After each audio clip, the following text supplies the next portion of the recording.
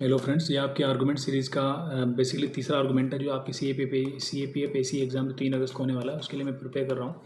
Basically आप इस argument में अपन यूएन के बारे में डिस्कस करेंगे। जैसे आप सब जानते हैं कि इसराइल चाहे इसराइल या हमास हो या फिर ईरान के बारे में हो या फिर रसिया यूक्रेन के बारे में हो या फिर ऐसे तकरीबन आज के टाइम में तकरीबन 50+ देश ऐसे हैं जहाँ पर कॉन्फ्लिक्ट चल रहे हैं।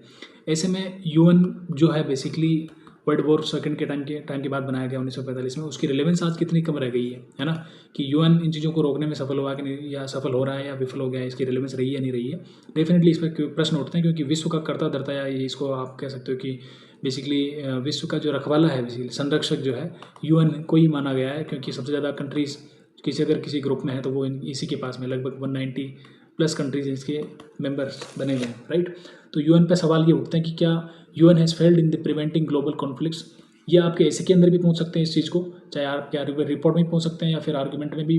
डेफिनेटली आर्गूमेंट के फॉर्म में तो मैं पढ़ा ही रहा हूँ। आर्गूमेंट के फॉर्म में पढ़ने का सबसे बेस्ट फायदा ये होता है कि आपको ऐसे के लिए और रिपोर्ट के लिए अलग से प्रिपेयर नहीं करना पड़ता है। आर्गूमेंट में आपको पॉइंट्स भी देने होते हैं, प्लस आपको एग्जाम्पल्स भी देने होते हैं। उससे क्या होता है कि आपकी एक होलिस्टिक प्रिपरेशन हो जाती है। इंट्रोडक्शन और कंक्लूजन तो आप दोनों में लिखते ही हो।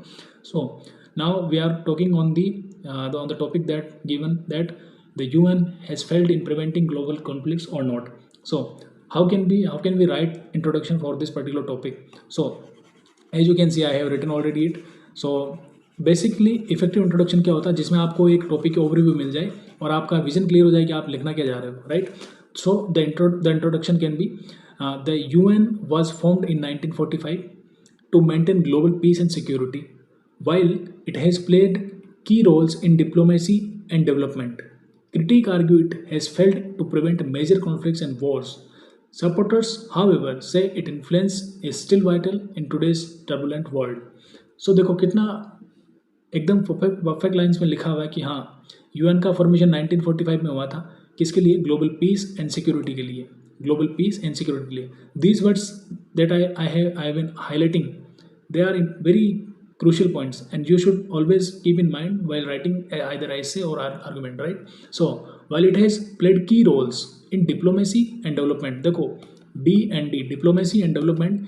फिर भी क्रिटिक जो इसका क्रिटिक है वो आर्ग्यू करते हैं कि ये फेल हो चुका है मेजर कॉन्फ्लिक्ट्स और वॉर को हैंडल करने में, है ना। फिर भी जो यूएन के सपोर्टर है कि नहीं, यूएन अभी भी रिलेवेंस रखता है। How it says it has influence still in vital in today's turbulent world, है ना। अनसर्टन वर्ड लिख दो, टर्बुलेंट वर्ड लिख दो। अच्छे वर्ड्स तो डिवाइडेड ही किया करे जाते हैं वैसे, तो आप टर्बुलेंट लिखोगे ज़्यादा बेटर रहेगा, राइट।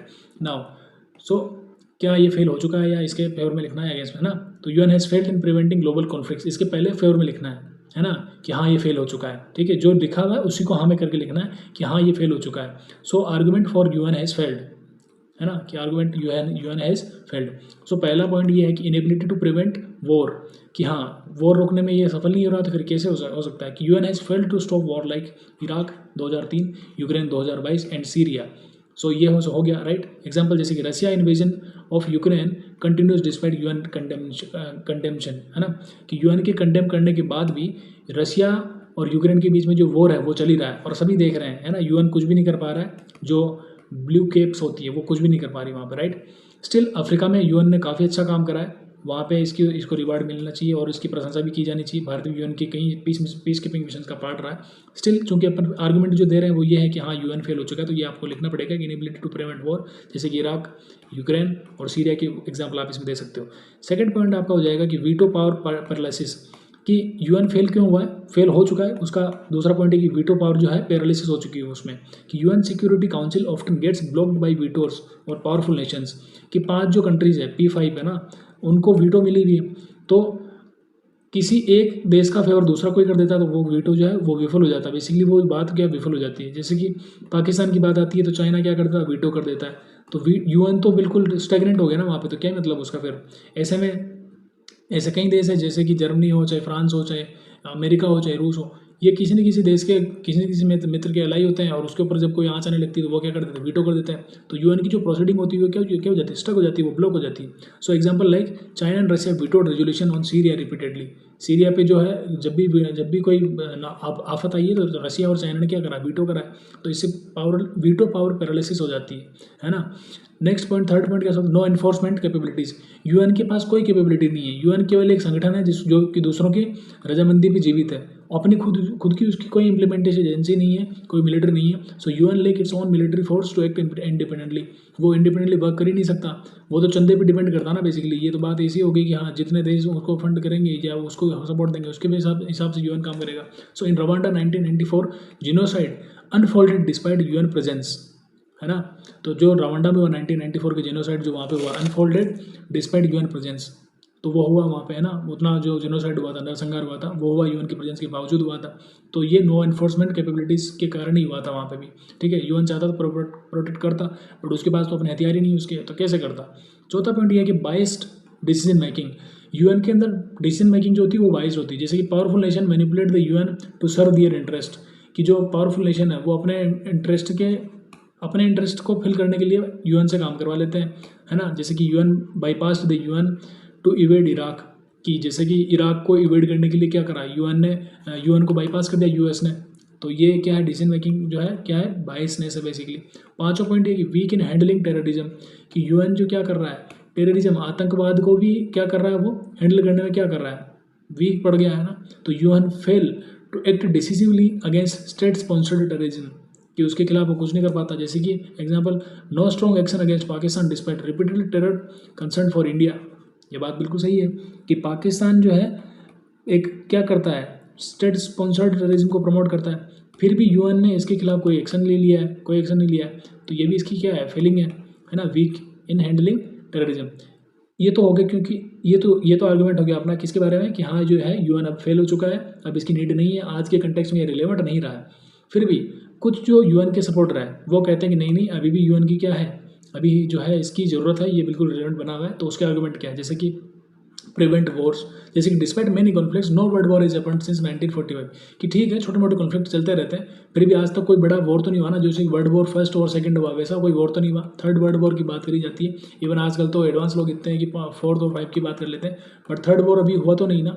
तो हाँ, डिस्पाइट मेनी कॉन्फ्लिक्ट्स, हाँ कि छोटे मोटे छिटपुट जो विवाद चलते रहते हैं, बट अभी कोई वर्ल्ड वॉर नहीं हुआ 1945 के बाद में, ठीक है। So example, the cold war was never turned into open war due to diplomacy के कारण जो कोल्ड वॉर था वो कभी भी फुल फ्लेज वॉर में कन्वर्ट नहीं हुआ। ये यूएन की सफलता थी बेसिकली।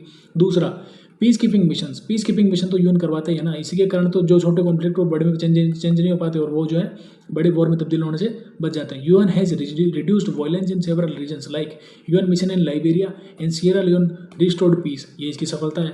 तो इसको कैसे बुलाया जा सकता है, वहाँ पे भी वर्ल्ड वॉर मतलब बड़ा वॉर हो सकता था, ज़्यादा लोगों का जनधन की हानि हो सकती थी, बट ऐसा नहीं हुआ, जो कि यूएन की प्रेजेंस थी, यूएन ने काम किया, राइट। अगेन थर्ड पॉइंट ये था कि ह्यूमैनिटेरियन एड एंड डेवलपमेंट, आज भी यूएन जहाँ पे भी नेचुरल कैलामिटी आती है या फिर किसी भी तरह की कैलामिटी आती है, कोई आपदा आती है, तो यूएन सबसे पहले आके खड़ा होता है। तो UN agencies help in conflict recovery and stability in दोनों वर्ड्स पे फोकस करो। यूएन रिकवरी कराने में भी मदद करता है और वहाँ पे स्टेबिलिटी को इंस्टॉल करने में भी मदद करता है। तो यूएनएचआरसी और UNICEF aid war hit population worldwide, बिल्कुल जहाँ पे जैसे कि हमास की बात है, वहाँ पे भी यूएन उसको क्या कर रहा है, रिस्टोर और रिबिल्ड करने में क्या है, मदद कर रहा है ना, वहाँ के लोगों को राहत पहुँचाने की प्रयास कर रहा है। थर्ड प्लेटफॉर्म क्या है, प्लेटफॉर्म फॉर डायलॉग। एटलीस्ट चलो ठीक है, इसकी रेलेवेंस इतनी नहीं रही, बट फिर भी एक मंच तो है ना, एक टेबल तो जहाँ पर क्या सारे देश आके बैठ के एटलीस्ट बात कर सके। तो चलो इतनी रिलेवेंस तो है ही ना अभी भी इसकी, कि UN for a global stage for countries to resolve disputes, कि ठीक है डायलॉग करने के लिए एक डिस्प्यूट रिजोल्यूशन मैकेनिज्म का एक काम तो कर ही रहा है फिलहाल, कि कुछ नहीं होने से कुछ होना अच्छा है, यही कहने का इस पॉइंट का मतलब है। तो India and Pakistan use UN platform to voice issues peacefully, कि अपने इश्यूज़ को अपने जो इनके इश्यूज़ है इंडिया पाकिस्तान के, वो यूएन के प्लेटफॉर्म पे जाके अपने इश्यूज़ को बोलते हैं, वहाँ पे पीसफुली रखते हैं, है ना। तो ये चीज़ भी हो सकती है, डायलॉग का एक प्लेटफॉर्म तो है ही ना वो, ठीक है। पांचवा है global treaty and norms. Global treaty जैसे कि UN leads nuclear environmental and human right treaties, तो ये यूएन की ट्रीटी है जो आज भी क्या रिलेवेंट बनी हुई है, जैसे कि एनपीटी हो गया या पेरिस क्लाइमेट एग्रीमेंट हो गया या यूडीएचआर हो गया। तो इस तरह की ट्रीटी जो नॉर्म्स है वो आज भी वर्किंग है और वो फंक्शनल है, तो ये यूएन की रिलेवेंस होगी यहाँ पे, ठीक है। Now what can be the conclusion must be written balance very well. So conclusion must be balanced, आपको ना तो फॉर में जाना है ना अगेंस्ट में जाना, आपको बैलेंस लेके चलना है और आपको हमेशा पॉजिटिव वे में लेके चलना है। यूँ नहीं कि हाँ यूएन तो फेल हो गया है अब तो ठीक है अब इसको हटाओ, तो ऐसा नहीं है। Now while the UN has limitations, ठीक है यूएन के पास लिमिटेशंस है, specially due to power politics. सबका मेन रीजन क्या है, पावर पॉलिटिक्स। यूएन फेल नहीं हुआ है, पावर पॉलिटिक्स ने इसको फेल करा है। सो यूएन हैज़ लिमिटेशंस, ठीक है। लिमिटेशन जैसे कि लिमिटेशन मैंने गिराई, इसके अपने पास कोई मिलिट्री नहीं है, इन्फोर्समेंट मैकेनिज्म नहीं है, राइट, फंडिंग नहीं है, ये सब इसके लिमिटेशंस है। But specially due to power politics, ये सब पावर पॉलिटिक्स का खेल है। It remains a crucial platform, still ये क्रूशियल प्लेटफॉर्म बना हुआ for peace and cooperation, peace and cooperation. These words are very very important, very very crucial to write, because देखो simple चीज़ें अपने को याद नहीं आती है, डिफिकल्ट चीज़ें भले अपन जबरदस्ती उनको दिमाग को जोर डाल के उसको यहाँ से याद कर लें, बट ये चीज़ें एग्जाम में याद नहीं आती, बट वही मैटर करते हैं। Peace and cooperation are very very crucial words you must use if UN is asking in any question, either it is argument or any report or any essay, you must use these words. ये अच्छा impact डालते हैं, right. तो reform is necessary but rejecting the UN outright may risk global instability, कि outrightly जो है UN को reject कर देना वो ठीक नहीं है, वो रिस्क पैदा कर सकता है पूरी ग्लोबल जो वैश्विक जो स्थिरता है उस पर क्या कर सकती है, आँच आ सकती है। तो इस तरह एब्रप्टली आपको कोई स्टेटमेंट, आपको कोई चीज़ नहीं लेनी चाहिए, आपको है स्विफ्टली धीरे धीरे जो है चीज़ों का स्लोली ग्रेजुअली उनको रिफॉर्म लानी चाहिए, न कि उनको खारिज कर देना चाहिए। So now we are concluding. मैंने आपको यूएन के बारे में जो चीज़ें बताई आपको ऐसे में और आर्गूमेंट दोनों में हेल्प करेगी। मैं आपको 5 पॉइंट वापस उनको नाम बोल देता हूँ, आपको वापस याद आ जाए कि इनेबिलिटी टू प्रिवेंट वॉर, कि वो वॉर को प्रिवेंट करने में क्या रहा है, सफल रहा है। दूसरा, वीटो पावर पैरालिसिस हो जाता है ना, इसलिए भी यूएन फेल हो रहा है। नो इन्फोर्समेंट कैपेबिलिटीज़, उसके पास अपनी कोई मिलिट्री नहीं है, अपनी कोई मैकेनिज्म नहीं है। बायस्ड डिसीजन मेकिंग, कि डिसीजन होते हैं वो बायस होते हैं, यूएन उनका ज़्यादा फेवर कर देता है कभी कभी जो पावरफुल कंट्रीज है। पांचवा, वीक इन हैंडलिंग टेररिज्म को हैंडल करने में जो है यूएन फेल रहा है।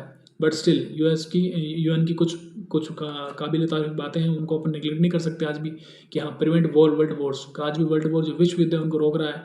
दूसरा, पीस कीपिंग मिशन आज तो भेज ही रहा है, जहाँ जहाँ भी कॉन्फ्लिक्ट होते हैं तो यूएन सबसे पहले आता है, चाहे कोई देश किसी दूसरे देश की मदद करे चाहे न करे, बट यूएन तो करता ही है आज भी। तीसरा, ह्यूमैनिटेरियन एड एंड डेवलपमेंट, आज भी मानवीय सहायता और डेवलपमेंट के जो मामले होते हैं उनमें जो यूएन है वो भी आज स्टिल भी वो रिलेवेंसी उसकी बनी हुई है। प्लेटफॉर्म पर डालोगे भाई, कुछ नहीं होने से कुछ तो अच्छा है, बात तो कर सकते हैं वहाँ जाके, एटलीस्ट वो एक्शन लेगा नहीं लेगा वो बात अलग, बट आप बात रखोगे तो सही। पांचवा, global treaty and norms, UN बहुत सारे ट्रीटीज़ और नॉर्म्स को लागू करवाता है जिससे कि वैश्विक शांति व्यवस्था बनी रहती है ना। तो इसकी लिमिटेशंस है, बट मेनली पावर पॉलिटिक्स की वजह से इन्फ्लुएंस्ड है। ये क्रूशियल प्लेटफॉर्म बना हुआ आज भी पीस एंड कोऑपरेशन के लिए, है ना। But rejecting UN outrightly may risk global instability. So that's how we are concluding this argument. Hope you got my points, जो भी मैंने आपको बताएं, और आप इनका ठीक से यूटिलाइज करोगे। सो कीप लर्निंग, ये प्रोसेस चलता रहेगा। ये आपके 10 आर्गूमेंट आएंगे जो आपको ठीक से देख लेने हैं। आप इनको 10-10 मिनट के वीडियोज़ को आप इनको 3-4 बार देख लीजिए, आपको दिमाग में घुस जाएंगे। और आप जब आप ऐसे लिखोगे, आर्गूमेंट लिखोगे या रिपोर्ट लिखोगे ना, तो आपको काफ़ी हेल्प मिलेगी। So this is from my and, thank you so much for watching, all the best.